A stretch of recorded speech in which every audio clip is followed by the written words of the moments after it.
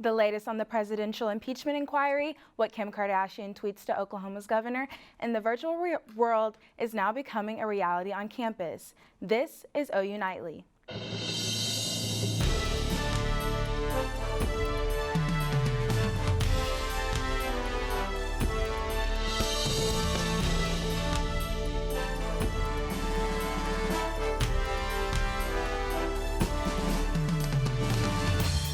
He said yesterday that he was really upset with the political influence in foreign policy. That was one of the reasons he was so upset about this. And I have news for everybody. Get over it. There's going to be political influence in foreign policy. Hello, thanks for joining us for OU Nightly. I'm Mariah Conduff. And I'm Kolby Terrell. Acting White House Chief of Staff Mick Mulvaney told reporters today that aid to Ukraine was tied to President Trump's desire for an investigation into the 2016 election. When asked about the decision to withhold aid from Ukraine, Mulvaney told reporters that President Trump called the country a corrupt place. As you heard, Mulvaney told reporters to get over it when questioned about the military assistance money. One reporter said the explanation sounds like a quid pro quo, to which Mulvaney says that happens all the time with foreign policy. Jackson Wojan has more on today's national news in the News Center. Jackson? Thanks, Mariah. Maryland's Congressman Elijah Cummings died early this morning at the age of 68 due to complications concerning long-standing health challenges. Revered as both a civil servant and civil rights champion, Cummings was the youngest chairman of the Legislative Black Caucus and also the first African American to serve as Speaker pro tem. Cummings chaired the House Oversight and Reform Committee and was one of the most prominent figures in the investigating President Trump. In honor and memory of his service, his office was draped in black, and all the flags of the U.S. Capitol have been lowered to half-staff. And U.S. Vice President Mike Pence announced earlier today that a ceasefire has been reached in the Turks' deadly attack on the Kurdish fighters in northern Syria. And today, I'm proud to report, thanks to the strong leadership of President Donald Trump and the strong relationship between President Erdogan and Turkey and the United States of America, that today the United States and Turkey have agreed to a ceasefire in Syria. The Turkish foreign minister said the agreement was a 120-hour pause. Turkish troops, alongside with Syrian fighters, launched their offensive against the Kurdish forces a week ago, 2 days after President Trump pulled U.S. military forces out of the area. Gordon Sondland, who is the U.S. ambassador to the EU, testified behind closed doors to the House Intelligence and Foreign Affairs and Oversight Committee today. To prepare his testimony, it appears he planned to say he was directed by President Trump to work with Rudy Giuliani on Ukraine. As of right now, Sondland is a crucial witness for the Democrats, as his name has been mentioned numerous times in lawmakers' investigations of other department officials. We'll keep you up to date on the developing story. And as of earlier today, it has been announced that the 2020 G7 summit will be held at Trump's National Terrell Resort in Miami, Florida. Back to you two at the desk. Thank you, Jackson. After months of negotiations, the UK and EU agreed to a new withdrawal deal on Thursday, according to statement from British Prime Minister Boris Johnson and European Commission President Jean-Claude Juncker. A major sticking point to the plan had been the question of the Irish border. According to Juncker, the withdrawal agreement, quote, focused on the protocol on Ireland and Northern Ireland and sought to identify a mutually satisfactory solution to address the specific circumstances on the island of Ireland. The next challenge for Johnson will be getting approval in the British Parliament, particularly from Northern Ireland's Democratic Union Party. I do think that this deal represents a very good deal both for the EU and for the UK, and it's a reasonable, fair outcome and reflects the large amount of work that's been undertaken by both sides. And there are 14 days left until Britain exits the EU on October 31st. Visitation is being reinstated at 2 more Oklahoma prisons resulting from gang violence. After the death of 1 inmate and 3 dozen injured due to race-based gang tension, visitation was suspended and all state prisons were locked down. Following the suspension, Governor Kevin Stitt issued an executive order on contraband phones, which he believes facilitated the violence. This weekend, Jim E. Hamilton and Northeast Oklahoma Correctional Centers will resume visitation. 7 other state prisons remain locked down. In a recent study done by the American Addiction Center, Oklahoma City ranked in the top 10 in all 4 categories of substance abuse. The study listed rankings for marijuana, cocaine, heroin, and methamphetamine abuse. OKC was one of 4 cities to make all 4 lists alongside Tulsa, Wichita, and Omaha. If you or someone you know is struggling with substance abuse, please call 888-711-5059. And Kim Kardashian West is asking the Oklahoma State Pardon and Parole Board to grant clemency to Julius Jones. Jones is on death row for the murder of 45-year-old Paul Howell in 1999. He asked for clemency on the basis that one of the jurors from the 2002 case used a racist term to describe him. Kardashian West took to Twitter yesterday to ask Governor Stitt to seriously reconsider Jones's case. Mariah, it was chillier earlier this week, but this afternoon I didn't even need a jacket. The weather has been up and down lately. Jack joins us for the newscast. When will it finally feel like fall, Jack? It feels like fall just about right now. Outside we're in the middle 70s. This is just the kind of weather that we suffered through the entire summer to get to. This is the outdoor weather that you definitely want to take advantage of while it's here, because we will be going down into winter before long. Outside it's 85 out to the west. It's a little bit of a sign of things to come. Right now, high pressure overhead, that's definitely the source of our beautiful, beautiful weather outside. But you see this low pressure out here towards the northwest, that's coming our way, and that's going to be our weather maker for this weekend. Right now, we're talking about cold fronts and warm-ups. It's going to be a bit of a roller coaster going forward. Game day forecast and Sunday rain chances. We'll have a whole lot more coming up in just a few minutes. Thanks, Jack. Student Legal Services offers free legal advice and referrals, but there's only one problem. No one knows about it. Atop the 3rd floor might be the opportunity you need after a long Thursday night. Since its inception in 2016, Lone Wolf Tracy Langford works to offer guidance to students in need.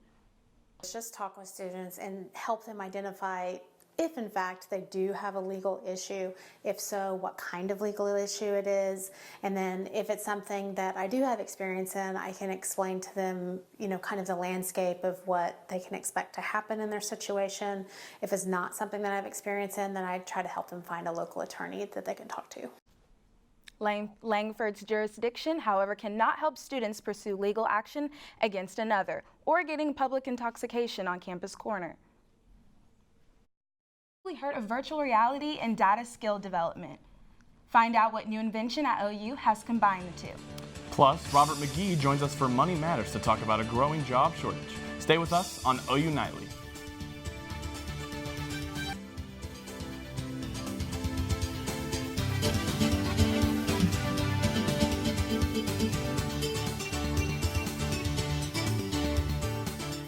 Innovation at the Edge is going on today. Olivia Whitehead is reporting live in front of the Edge at the Biz.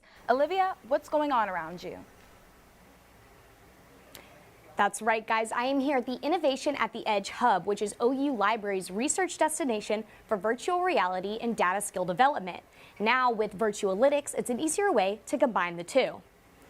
This emerging technology platform allows users to analyze and visualize data in multiple dimensions and offers researchers a virtual space to discuss and explore their data in real time. OU has the opportunity to provide feedback to the developers. They're hosting workshops where attendees are encouraged to learn and try the program using their own data sets. Viewing objects and data in two-dimensional forms, as we know, it can be kind of boring. So once we bring that information into 3 dimensions, we're actually able to run certain actions that help us find anomalies in that data. So this particular application uses machine learning and artificial intelligence to try to detect those anomalies that aren't seen by the human eye, depending on how large your data set is. Their next step is to publish research articles showcasing how these particular platforms are improving research processes around the campus. Back to you guys. Thanks, Olivia. An iconic retail giant is closing all of its store locations. Robert McGee has more on this story. Thanks, Kolby. The luxury department store Barney's New York has filed for bankruptcy. The brand filed court records on Wednesday. Initially, they planned on closing 15 stores and leaving 7 open. But now, All of the retailer's locations will shut down, even the Madison Avenue flagship store. The brand isn't totally going away. Saks Fifth Avenue and Authentic Brands will buy Barney's name and other assets. Businesses across the U.S. are struggling to find workers. A new report shows that there are not enough young workers to replace the baby boomers who are now retiring. In 39 states, there are more jobs than there are people looking for work. All sectors are feeling the effects of labor shortage, but especially in education. A $307,000 job shortfall in public education is making it hard to keep up with student enrollment. Recent teacher strikes over low pay and lack of resources reveal why many applicants are staying away. David Kelly with J.P. Morgan Chase says that increasing legal immigration could be the best solution to America's aging workforce. If you had Yahoo Mail between January 2012 and December 2016, you may be able to claim a piece of their multi-million-dollar settlement. According to the settlement, in August 2013, malicious actors were able to access Yahoo's database and took records for all existing accounts, which was about 3 billion users. This includes traditional Yahoo email or accounts on Yahoo Fantasy Sports, Yahoo Finance, Tumblr, and Flickr. The data breach wasn't disclosed for years and is considered the largest hack in history. The deadline to file a claim is July 20th, 2020. And Nike is now producing more kids' cartoon basketball shoes featuring beloved characters like SpongeBob SquarePants. I don't know about you, but I'm ready to pick some up. Back to you at the desk. Thanks, Robert. A study proposed by University of Oklahoma researchers is awaiting potential funding for cleaner air. OU's College of Public Health examined ammonia emissions from poultry feeding operations in northwest Oklahoma. Risky emissions can negatively affect homeowners and livestock in the area. An assistant professor at the university said one air sample exceeded minimum risk level. The sample was collected near a house between two poultry operations. Residents are hoping for a grant for researchers to further investigate their air quality. Additional funding can raise public awareness and improve public health. A museum in D.C. is paying tribute to a major piece of Oklahoma's past. Find out how they plan to keep the history alive almost a century later. And we've got a storm system coming in for this weekend. We'll tell you all about it coming up next.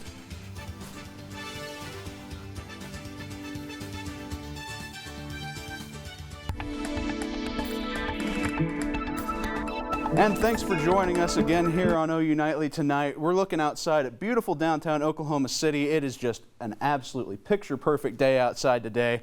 Right now we're sitting in the middle 70s with a pretty breezy south wind, but it's nothing too terrible outside. But right now we're tracking a new threat coming out of the Gulf of Mexico. We're not quite out of the woods yet with hurricane season. Right now, potential tropical cyclone number 16 is down just churning off the coast of Mexico, and it is forecast to run through the Gulf towards Florida coming up in here just a few days, but right now we're not expecting that storm to be terribly strong once it reaches the coast, so not a huge deal just yet.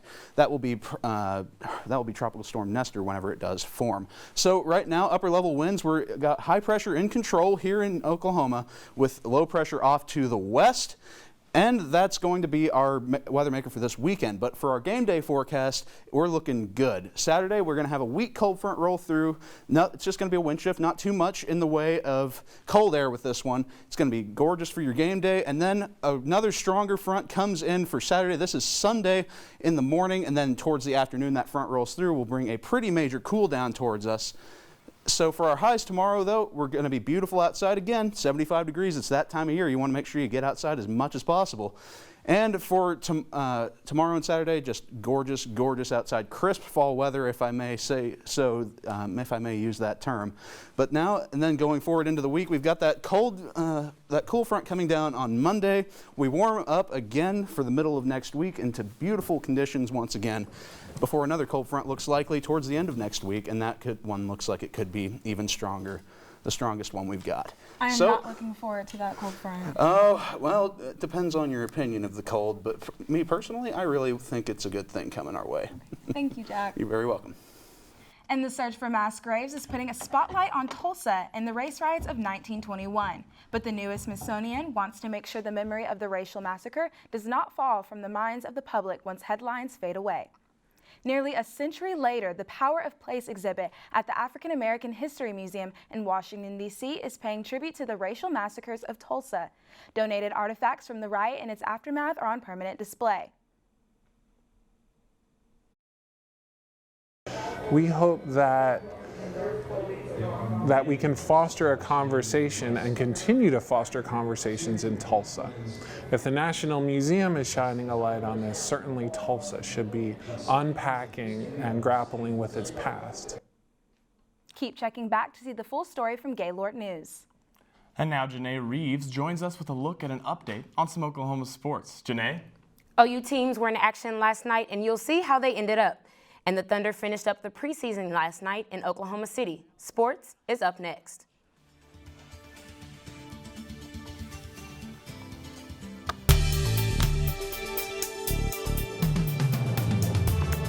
Welcome back to OU Nightly. I'm Janae Reeves, and it's time for sports. Last night, the victorious Sooners defeated North Texas 13-0 in a 10-inning exhibition. Pitcher Shannon Sale led her team to a win with 10 out of 14 strikeouts. And sophomore Lindsey Elam launched a grand slam at the bottom of the 10th inning. The Sooners are set to battle Crowder College at home on the 24th. Moving on to the court, the volleyball team smashed Kansas State in a comeback victory yesterday. The win improved their home winning streak to 7-0, and junior Keaton Kinley led the defense with 30 digs on the night. OU is 12-5 on the season and 4-2 in conference play. The team is set to host Iowa State on Saturday at 6. The OU soccer team is hitting the road and will play in a trio of Big 12 matchups starting tonight at 7. Oklahoma is in Ames to take on the 3-10 Iowa State Cyclones. The Sooners are looking to keep the momentum going after senior Kaylee Dow scored her 4th game-winning goal of the season to seal the overtime win against Baylor on Sunday. The fresh-faced Oklahoma City Thunder played in their 4th and final preseason game last night in OKC. The projected starting lineup only played about 25 minutes each and took a 7-point lead into halftime. But that lead would not be enough as the Grizzlies pulled away with a big third quarter and the Thunder could not recover. OKC fell 124-119 behind point guard Shai Gilgeous-Alexander 17 points and 5 rebounds. Check out the Thunder's regular season opener next Wednesday in Utah against the Jazz. The Bengals have just announced that they have released former Sooner running back Samaje Perine. Perine was in Cincinnati for a little over a month, and the 2017 4th-round draft pick is back on the market. The Kansas City Chiefs will try to get back on the horse in Denver tonight after dropping 2 straight. Patrick Mahomes struggled by his standards with only 4 touchdowns and 1 interception in his last 3 games after posting 10 touchdowns and no picks in the first 3. He will have to face the Broncos as they try to string together their 3rd straight win behind Vic Fangio's bolstered defense. Kickoff will be tonight at 7:20 in Denver. It's a big week for the Sooners as they prepare to host West Virginia at this Saturday's homecoming game. QB1 Jalen Hurts and the Sooners are coming off of a huge win against Texas last weekend, and Hurts has taken Sooner Nation by storm with his Heisman-like athletic ability. But not everyone can have it all. I think the same thing might have happened to Kyler and Baker in recent years, but do you feel snubbed not being nominated for Homecoming King this year? I'll fight for that if you want it to happen. No, I've never been homecoming king. Never in Not even high school? not even in high school. I had to get you to get my homecoming king campaign going. Guys, and wouldn't it have been funny if he would have gotten nominated for Homecoming King? I think so. Really cool. Thank you, Janae. A reunion we've all been waiting for has finally arrived. A few of Jennifer Aniston's friends are helping her start up her new Instagram when we return. We're out of time. That's it. Good night. Good night.